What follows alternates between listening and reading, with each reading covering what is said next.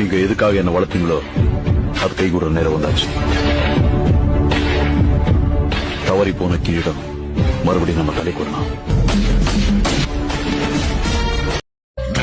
மிரளுது ஊரு, நடுங்குது பாரு, கேக்குதா இவனுங்க பேரு, நீ எதிரில வந்து நின்னா யாரு? ரெண்டு காலு சிங்கண்டா கிரி, மூணு கண்ணில் சுட்டு பகிரு.